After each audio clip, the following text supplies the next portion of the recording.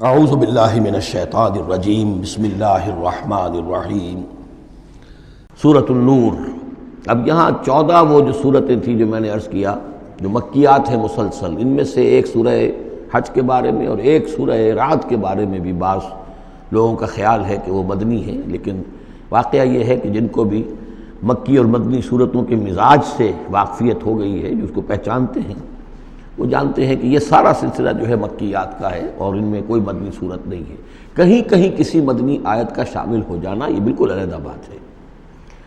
لیکن یہ کہ اب ان 14 صورتوں کے بعد اب یہ ہے واحد صورت مدنی ہے اور یہ سورۃ النور ہے۔ یہ سن 6 کے آس پاس نازل ہوئی ہے، سن 6 ہجری، اور اس میں ایک بہت اہم واقعہ جو آیا ہے وہ حضرت عائشہ صدیقہ رضی اللہ تعالی عنہ پر جو تہمت لگائی تھی منافقین نے، اور اس میں سب سے بڑا رول تو تھا رئیس المنافقین عبداللہ ابن ابی کا،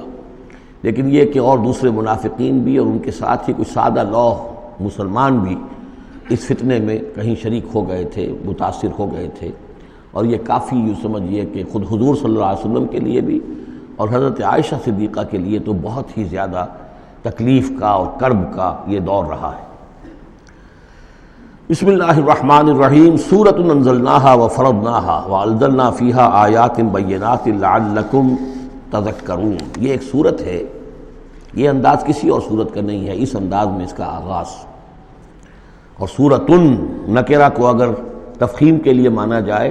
تو یہ ایک عظیم سورت ہے جو ہم نے نازل کی ہے اور ہم نے اس کو لازم کیا ہے تم پر، فرض کیا ہے تم پر۔ وانزلنا فیہا آیات بینات، اور اس میں ہم نے اتنی بڑی روشن آیات نازل کی ہیں، لعلکم تذکرون، تاکہ تم یاد رکھو، تاکہ تم نصیحت اخذ کرو۔ اس سورہ مبارکہ کا جوڑا جو ہے وہ آپ کو 8 مکی صورتوں کے بعد پھر جا کر ملے گا، اور وہ ہے سورہ احزاب۔ ان دونوں میں بڑی گہری مناسبت ہے اور تقریباً حجم بھی برابر ہے، دونوں 9 رکوعوں پر مشتمل ہیں، اگرچہ اس کی آیات جو ہیں یہ چونکہ بعد میں نازل ہوئی ہے تو 9 رکوع 64 آیات میں ہے، وہاں 9 رکوع 73 آیات میں ہے، وہ پہلے نازل ہوئی، وہ سن 5 میں نازل ہوئی، یہ سن 6 میں نازل ہوئی، لیکن دونوں میں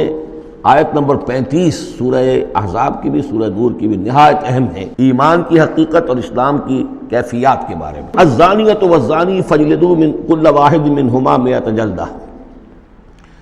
زنا کرنے والی عورت ہو، خواہ زنا کرنے والا مرد ہو، ہر ایک کو ان میں سے 100 کوڑے مارے جائیں۔ وَلَا تَأْخُذْكُمْ بِهِمَا رَأْفَةٌ فِي دِينِ اللَّهِ، اور تمہیں اللہ کے اس دین کے معاملے میں نہ روک دے کوئی شے ان کے اوپر مہربانی کے راستے سے، نہ تمہیں روک لے، پکڑ لے، لا تأخذکم بہما، ان کے ساتھ نرمی اور ان کے ساتھ شفقت، فی دین اللہ، اللہ کے دین میں، یہ اللہ کا دین ہے، اللہ کی شریعت ہے، یہ اللہ کی حد ہے، اور اس حد کے اجرا میں کسی کی ہمدردی، کسی کے ساتھ تمہارا تعلق، تمہاری دل کی نرمی، تمہاری شفقت یہ کہیں آڑے نہ آ جائے۔ ان کنتم تؤمنون باللہ والیوم الآخر، اگر تم ایمان رکھتے ہو اللہ پر اور یوم آخر پر۔ یہ جو حد ہے یہ ہے اصل میں زانی زانیہ جو غیر شادی شدہ ہو اس کے لیے 100 کوڑے ہیں، یہ حد ہے جو قرآن میں آئی ہے۔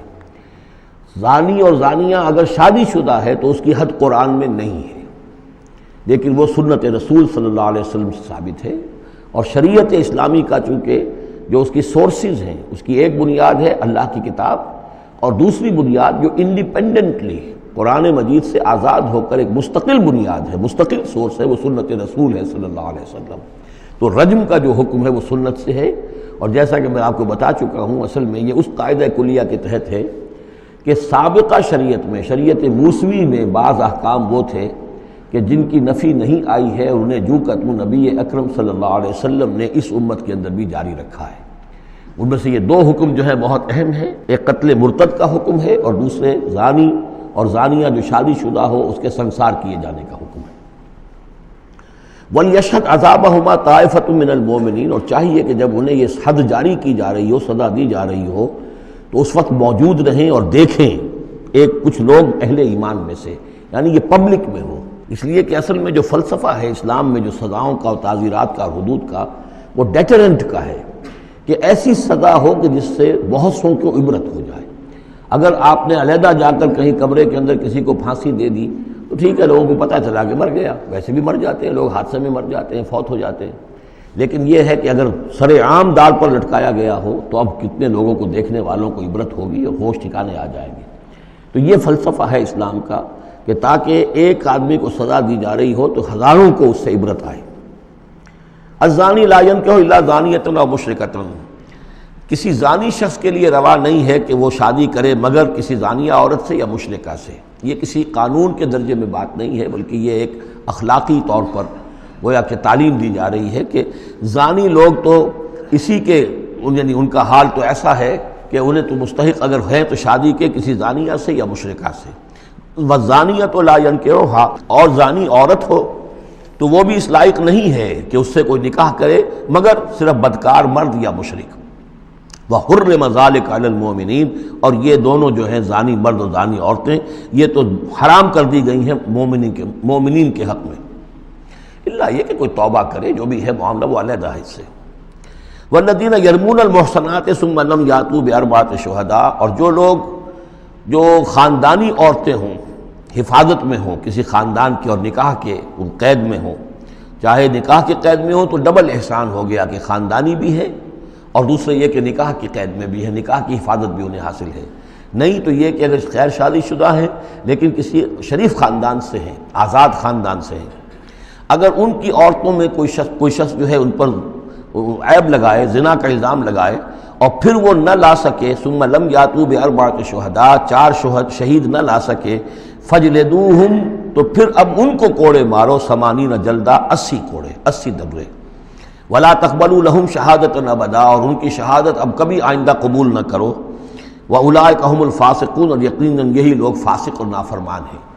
یعنی زنا کا الزام اگر لگایا جا رہا ہو تو پھر جو الزام لگانے والا ہے اسے 4 گواہ چشمدید پیش کرنے ہوں گے۔ اگر وہ 4 چشمدید گواہ پیش نہیں کر سکتا تو گویا کہ اب یہ قذف کہلائے گا کہ اس نے ایک الزام لگایا ہے جس کو ثابت نہیں کر سکا، لہٰذا اس جرم کی سزا 80 کوڑے، کتنے قریب چلا گیا ہے۔ اور اس میں حکمت یہ معلوم ہوتی ہے کہ اگر فرض کیجئے کسی معاشرے میں، مسلمان معاشرے میں کسی لوگوں سے غلطی ہو گئی ہے، اس غلطی کا چرچا نہیں ہونا چاہیے الا یہ کہ اس کے لیے ثبوت موجود ہو کہ اسے کیفر کردار تک پہنچایا جا سکے۔ اگر تو ثبوت اتنا ہے کہ سزا دی جا سکے تو ضرور،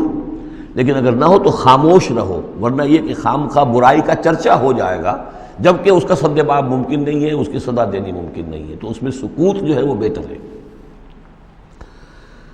الا الذین تابوا، سوائے ان کے کہ جو توبہ کر لیں من بعد ذلک، اس کے بعد وہ اصلاح و اصلاح کر لیں، یعنی یہ کہ کبھی کسی زمانے میں ان سے یہ غلطی ہو گئی تھی، انہوں نے کوئی تہمت لگائی تھی زنا کی اور 4 گواہ پیش نہیں کر سکے، طویل عرصے تک جو ہے ان کی گواہی پھر کسی بھی اسلامی عدالت میں قبول نہیں کی گئی، لیکن بعد میں ان کی روش ایسی رہی ہے، رویہ ایسا رہا ہے، انہوں نے اصلاح کر لی ہے، توبہ کر لی ہے، اب وہ قابل اعتماد ہیں، تو یہ جو معاملہ ہے اس پر سے ختم ہو جائے گا، ان کی گواہی بعد میں قبول کی جا سکے گی۔